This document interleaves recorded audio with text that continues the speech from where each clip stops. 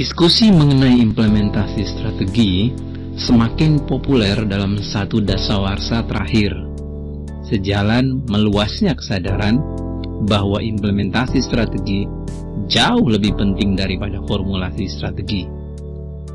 Hal ini diperkuat oleh munculnya kesadaran manajemen puncak, praktisi, dan peneliti bahwa organisasi semakin mudah memformulasikan strategi, tetapi pada saat yang bersamaan masih mengalami kesulitan besar untuk memastikan strategi menjadi nyata. Mengapa ini terjadi? Literatur kita selama ini telah memberi penekanan yang berlebihan pada pentingnya memformulasi strategi. Pada saat yang bersamaan, kurang memberi perhatian pada permasalahan implementasi strategi. Kenyataannya, tidak ada satupun konsep manajemen yang dapat dianggap sebagai metode yang paling berhasil dalam meningkatkan kinerja organisasi. Tidak masalah, apapun pilihan strategi organisasi. Yang jauh lebih penting adalah efektivitas implementasi strateginya.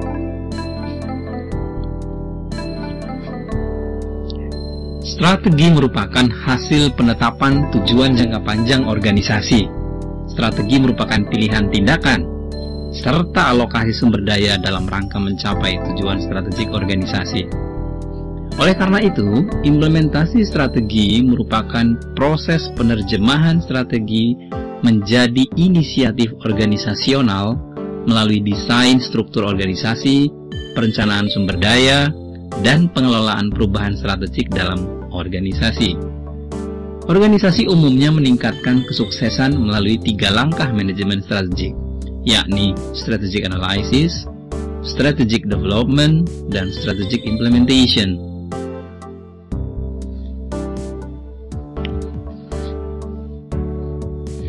Disertasi model implementasi strategi sebagai determinan kinerja sesungguhnya merupakan usaha untuk menggabungkan topik mengenai kerangka kerja tahapan implementasi strategi, faktor-faktor kapabilitas organisasi pendukung implementasi strategi, dan problem penghambat implementasi strategi dalam satu penelitian. Dari sudut pandang ini, maka 7 langkah transformasi manajemen kinerja sesungguhnya merupakan sebuah model implementasi strategi yang terdiri dari 7 tahapan penting sebagai berikut.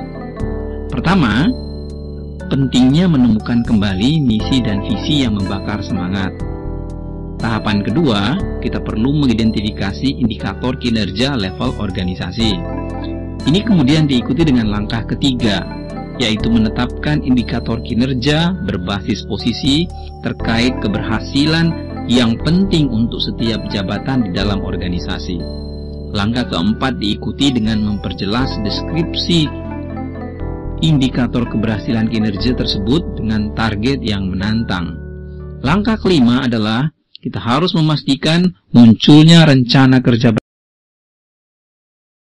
perbaikan untuk melaksanakan strategi. Pada langkah keenam, kita mengimplementasikan penilaian kinerja berbasis KPI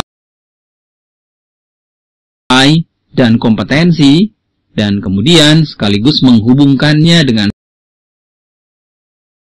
sistem imbal jasa. Langkah ketujuh yang merupakan langkah yang penting dan terus-menerus dilaksanakan sepanjang tahun adalah kita harus menegakkan